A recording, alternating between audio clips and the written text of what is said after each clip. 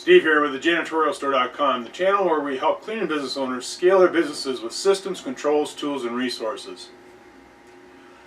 Today I wanted to share with you a building service contractor survey, the 2020 survey. I've actually been doing this since 2005, sharing this report with our members of the Janitorial Store. So let me get right into it. I just got the information right here. So, like I say, this year is for 2020, and the first thing that I want to share is that the COVID-19 impact on the company. So the survey was where they asked business owners, how it impacted their company, and 41% of the people of the companies said that they saw an increase in business. So that's a good thing, I guess.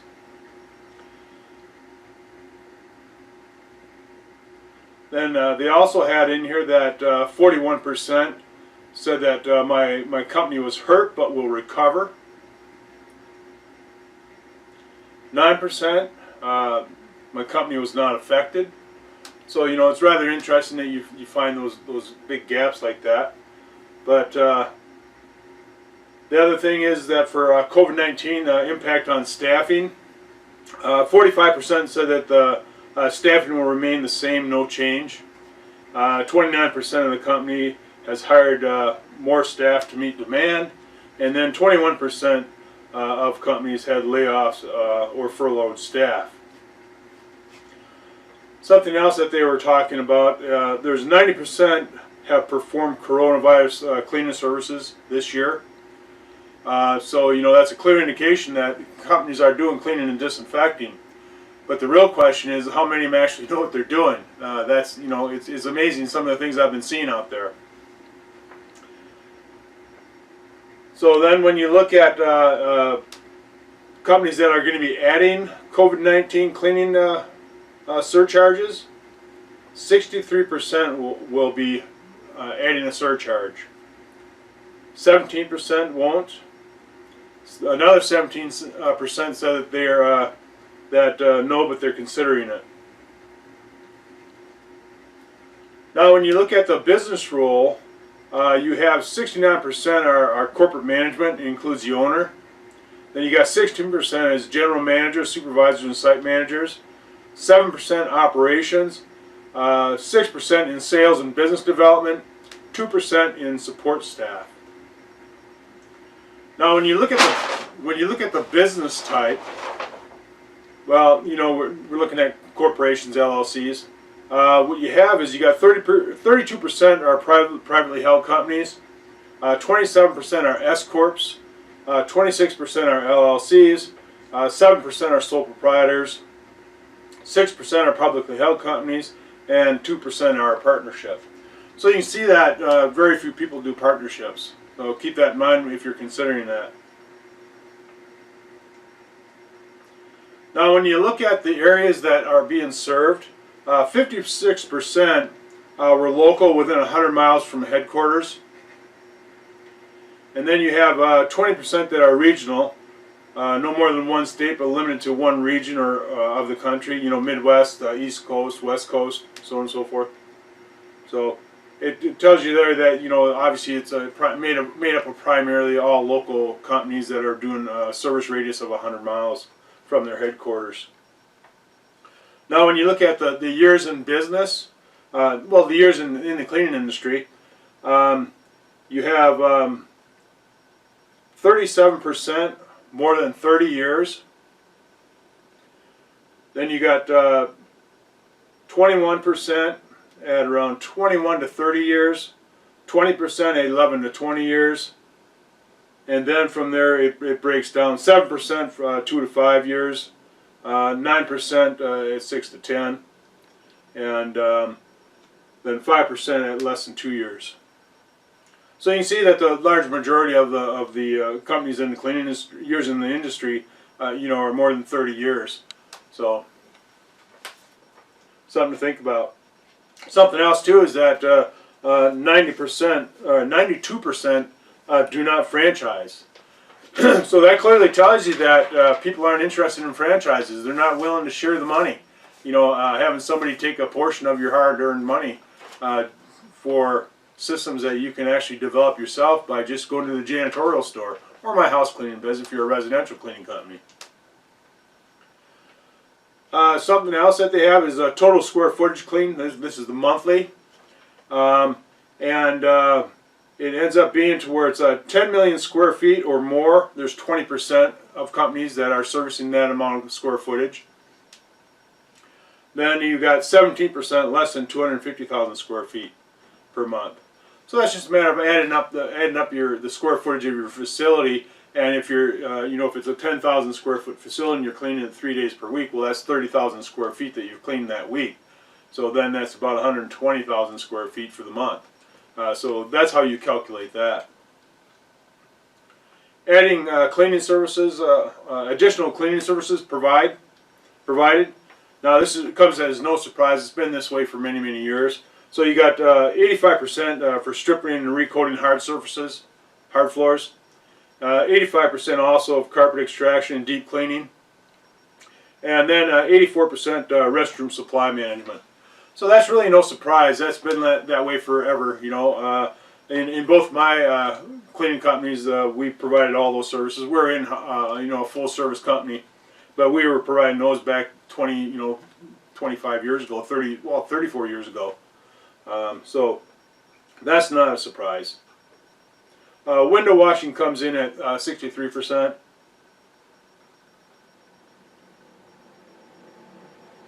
Then you also have additional facility maintenance services offered. So at 37% we have exterior maintenance, building and grounds. And that's pretty typical, could be because if you're a building service contractor and you're servicing the inside of the facility, it just makes good sense to either partner up with somebody to do the exterior, or you start your other branch of your company to do so, to do the ground building and grounds. The other service that they're offering is light bulb replacement, relamping. That's another service that we provided also. So that's not new either. But it's good money. You can make money off of changing the light bulb and charging a fee for recycling. So it's pretty good. Okay, let's keep on going with our report. I also wanted to report here that we're going to continue with our 2020 Building Service Contractor Survey, and this survey was done by CMM, and I've been doing this survey, like I said, since 2005. Here they have how do you set your business apart, which is rather interesting. There's 86% set their business apart because of their experience and reputation. Boy, I don't know. There's got to be a better way to set your business apart than just that. Some of the business challenges experienced: 31% are still challenge is to maintain profitable margins. And I think part of the reason for that is because you continually have your clients they're cutting budgets and things like that there, so it's getting harder and harder for you to keep those profitable margins. 50% is a business challenge. 50% recruiting and retaining staff.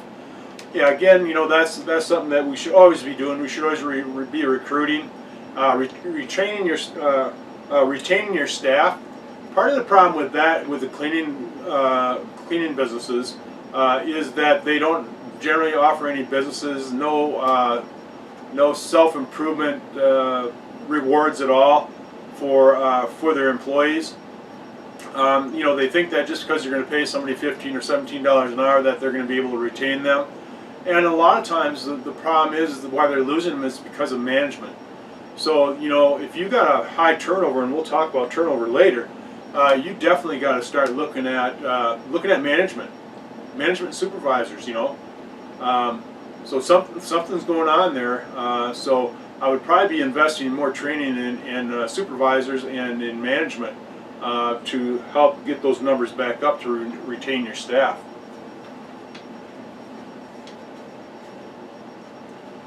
Now the new account profile, 85% of companies are replacing another BSC or janitorial firm. that's pretty common, because it's been that way forever. That's primarily how everybody gets additional business. We got 10% are replacing in-house staff, and that's if you concentrate on that, you can actually show people how beneficial it is to go to a contractor rather than in-house, because it is costing them more to have an in-house staff. And then we got 5% for subcontractor replacing a portion of in-house staff. So there's some opportunities out there, but like I say, you can see that 85% was replacing another BSC or janitorial firm. Then you got some of the top challenges impacting customers. Obviously, it's going to be health and safety, the security of the building and tenants. That's the number one, especially with COVID-19. They got to make sure that the facility is safe for their tenants. So 88% of those people said that was their highest concern. 85% was improving facility image. They also are saying that 30% had sales growth more than 10% in 2019. So where's yours at? 10, 5, 30, 40? It's important to know that number. Then we also have a percentage of total revenue by facility type. So 70% is, no surprise, is commercial offices, office property management. Then you got 22% for government buildings. You got 22% for healthcare, hospitals, long-term cares, and offices. And then you got 21% for industrial, such as manufacturing and warehouse. And then you got 17% for educational, K through 12, college, university. And then we got 8% for retail, shopping centers, entertainment, and restaurants. Which is really no surprise, because for retail for many years is just such a price-driven market that it's really hard to make money on the retail side of things. Then we also have a facility type targeted for revenue growth for the next 12 months. Again, it's no surprise. 41% is commercial offices, and property management. 15% is government buildings. 14% is healthcare. And then you got 12% for industrial. So again, that comes as no surprise. It's been that way for many, many years.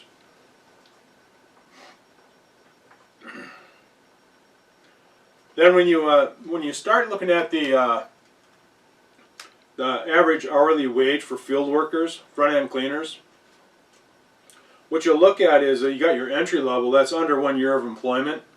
20% fall within that range of $12 to $13 per hour. And then we have, for those experienced cleaners, more than 1 year of employment. Generally that's more than $15 an hour. That's 31%. And then the rest of it, you've got it all scattered out. You got $10 to $11 is 17%. Then you got $11 to $12 at 14%. So it gives you a pretty good indicator where you might want to be, but also it also depends on where you're located throughout the United States, which they don't break it down. In past reports we've actually broke that down. And it's people that were surveyed, as far as purchasing control, 62% actually had complete control over their equipment and supplies. Their biggest factor affecting sales growth for 2019, economic factors, negative 22%, and then we had economic factors, positive 20%. So, obviously that plays a big part in it. COVID affects a lot of different things. So that's something to consider, when you're thinking about your sales growth for 2020. Then when you look at the total gross revenue for 2019, less than $1 million was 28% of the companies, which is no surprise. We already know that the industry is made up of companies under $1 million in revenue. We already know that. On the flip side of that, when you look at 10%, you're looking at companies that are generating 10 million to 25 million in revenue. So now another thing is when you look at your gross margins, you know, this is 2019 versus 2018. So 54% actually increased from the prior year, 12% decreased, 24% remained consistent with prior year. So that's good news. And there was 9% that wasn't sure. Now, if you're in that 9%, if you did this survey and you're in that 9%, I think you might have some work to do to start knowing what your numbers are. They also were asking, do you use any autonomous robotic equipment? And 53% of the companies said no. 10% said yes. 29% said we do not, but are considering it. So you know, you're always starting to see a little rise in that, companies that are using robotic equipment. The problem with that is that the robotics is so expensive. You know, the average company can't afford it. So that's why you don't see a lot of companies using it. Now, if you were to purchase an autonomous cleaning solution, what would it most likely be? Well, 21% are saying vacuum sweepers, and that's really a no-brainer. So then the other one was auto scrubbers at 21% also. So you know, those are really a no-brainer system. You know, because if you're going to get a robot, well, I'd probably want it for vacuuming or doing hard floors. So vacuuming and carpet cleaning, and then doing hard floors, scrubbing. Then some of the emerging technologies to adapt in the next 12 months. Really no surprise here either. 66%, you know, was electrostatic technology. You know, everybody's jumping on the bandwagon for that, which is fine, you know, because a lot of companies never even heard of it before, and now are jumping on the bandwagon thinking that they got the next best thing. But the problem is that it's great if you're going to be using that technology, but learn how to use it correctly, and know how to clean and disinfect. You know the type of disinfectant that you're using in that sprayer and applying it to surfaces. That's your biggest challenge, because most of your quat disinfectants are not safe. And we do have a resource to where you can get probably the best cleaning and disinfecting disinfectant on the market. Another thing is antimicrobial surfaces. That's 41%. Again, you know, that's all part of that your cleaning and disinfecting treatment. It's really a final step that you would do. UV disinfection technology, 41%. So again, you know, now people are learning about UV lights and how you can use those to disinfect and sanitize surfaces. So those are some of the things that they're implementing. And then we discussed robotic is 31%. Internet of Things, you know, your technology there is 20%. So now when we start looking at the turnover rates, they have here that the labor cost percent of total revenue. They've got 27% are at 51 to 60%. 25% at 61 to 70. 19% at 71 to 80%. Those are some big numbers. I couldn't live with that if my company had a turnover of 51%, let alone 80%. There's just no way. No way. That's unacceptable. So yeah, obviously it appears that there's some companies that have a lot of work to do here to get those numbers down. Well, that's all I have for you. You know, and hopefully you found this useful. You know, look for our other reports. Like I say, I've been doing these reports from CMM since 2005, and share them with the members of the Janitorial Store. So you can go ahead and take a look at the other ones, and you kind of see a trend, what's happening. So it's pretty easy for you to go ahead and kind of predict what you may foresee in some of these categories in the future. So, thanks.